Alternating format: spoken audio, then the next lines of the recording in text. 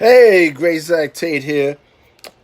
Episode 5 of Let's Be Romantic series. Make sure you subscribe to YouTube, Great Zach Tate TV, our YouTube channel, and print mass media. So, episode 5, the sexual questions. So, I'm going to give a second for everybody that was tuned in earlier to catch on, send a message out that I'm live.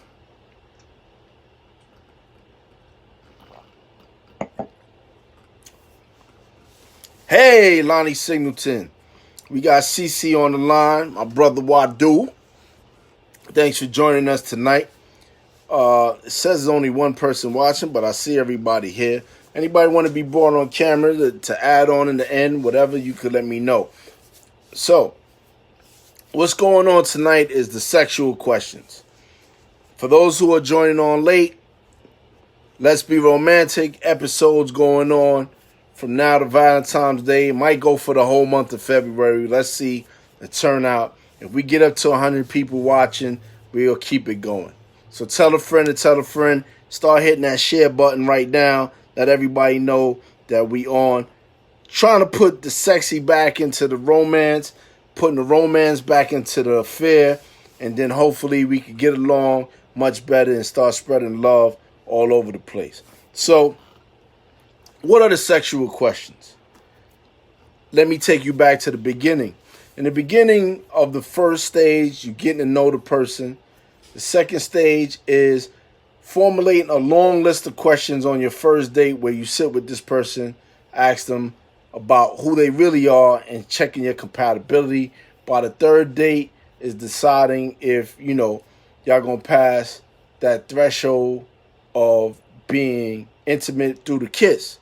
On the fourth date or the fourth time you've seen the person, I know all of y'all just want to smash, but instead of smashing, let's slow it down for a minute and get to know the person in an intimate way by doing some petty pampering.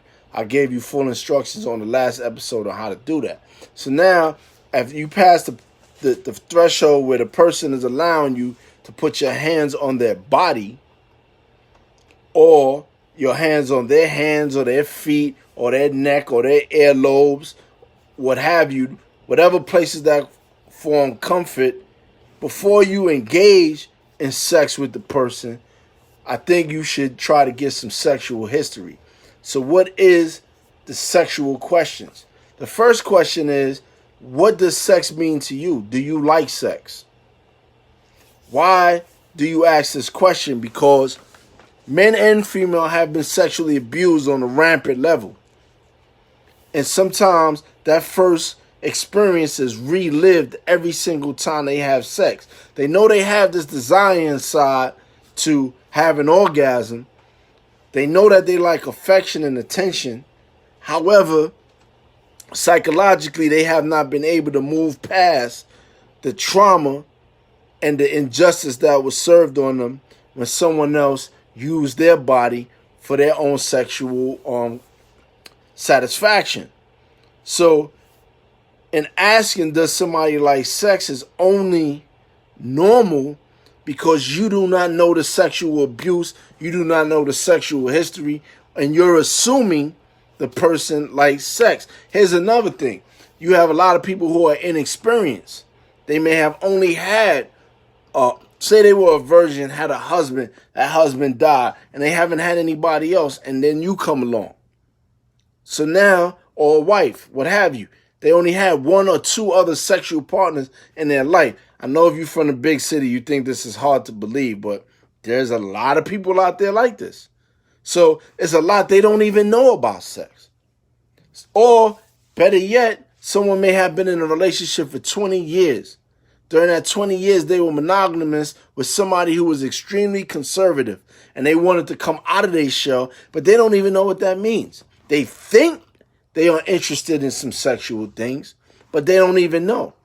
So how do you find this out? You find this out simply by having the sexual conversation. How does this conversation begin? Very simply. Do you like sex? What is your definition of sex? How important is sex for you in a relationship? Would you prefer to have a little bit of sex every single day, or amazing sex once a week, once a month, once every 2 weeks? A lot of people are very squeamish about certain sex. They basic. They conservative. They think because they engage in certain things, which we're going to get into in later episodes, that they automatically are freaky.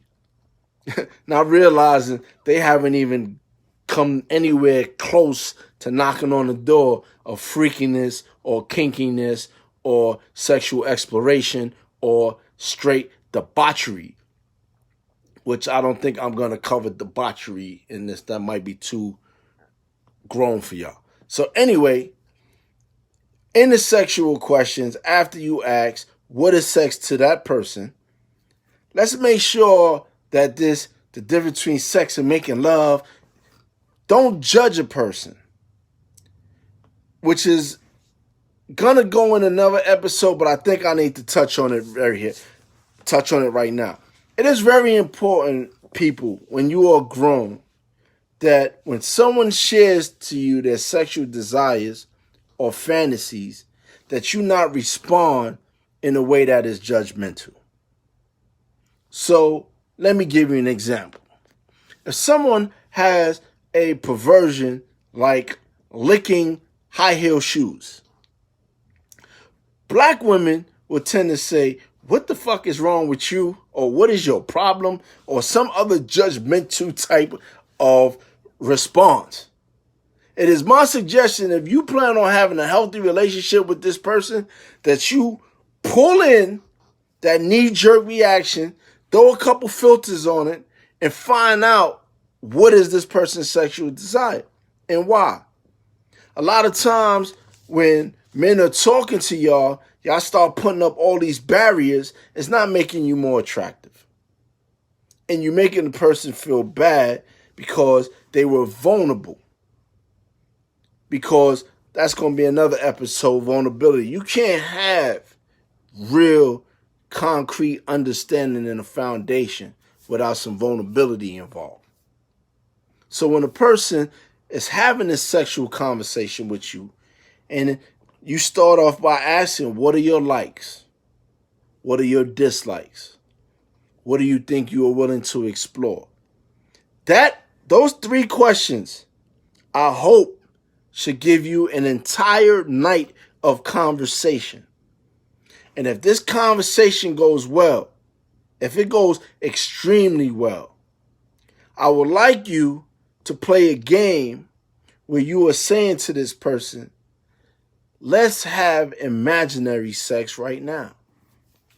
So if I did this, and you think of something creative or that you like or that's commonplace to you, how would you respond? And then that person, you ask them to respond honestly, and then ask you a question. Make it fun. Play a game. In this process, you are getting to know each other in a whole different way. You are creating a bond and connection, because let me tell you something. If a person don't feel like they can trust you, or they don't feel like they're safe with you, it's a different type of sex. The sex will be satisfying. Some of y'all could be in your 40s and still don't even know what great sex is. You think, oh, I had an orgasm, I'm good. Mostly men is that naive and stupid. Y'all think I'm going to just pound this out like you trying to dig a new hole and I'm going to have an orgasm and, oh man, it was great. No. For some women, they require way more than that. For other women, they need to know, what category is this sex in? Is quickie sex? This is making love sex? This is just straight up raw fucking? What is this that's going on? And the way you create that is the way you start, is the way you finish. You create that by, in the beginning, having this sexual conversation, having this sexual interrogation, where you're understanding what this person likes sexually. I know a lot of people like sexting, and that's their form of foreplay, and they going back and forth. But what I'm suggesting is a day, night, morning, afternoon of sitting down possibly across a table, and having this conversation with a person where it don't get clouded, where you understand what this person really likes, where you understand what their desires are. Maybe if you are really, really communicating and y'all vibing, your energy and your chemistry is there, they'll even make themselves vulnerable to give you their ultimate fantasies, which you should not judge. Do not men, if she say, I always wanted two men in bed at the same time, say something like, get the fuck out of here. No, don't do that. Because now they'll shut down, go into a shell, feel like they can't tell you nothing because you judging them. Nobody wants to be judged, especially with somebody that they crazy about, they really feeling. Don't do it. Reserve it. Know to yourself, I'm going to do it, I'm not going to do it. Women are the greatest at it. They'll tell you, you're going to get a menage in 1991. In 2019, that same couple, you'll be waiting for it. Women are that good. So you don't have to throw out there that there's a judgment. You don't have to throw out there that you're automatically against it. But I do believe there should be some full disclosure about what you like, what you are open to, and what you are not open to. And I think that if y'all have that communication and y'all vibing well, when the time comes for sex, it will be every single thing you've been waiting on. So men, make them wait. Ladies, make them wait. Why? Only because you want it to be a little greater. Let's throw the romance back into it. Let's throw the seduction into it. So now, episode 6, I think we're going to talk about the proper way to take somebody out to eat. Dining and romance. That's what we're going to talk about. So I want to thank everybody for tuning in to the episode. Please make sure that y'all subscribe to the YouTube channel, Great Zach Tate TV. Thank you for your support. Thank you for all your love. Let's keep it romantic all the way up to Valentine's Day and have a blast. Great Zach Tate signing off. God bless you all.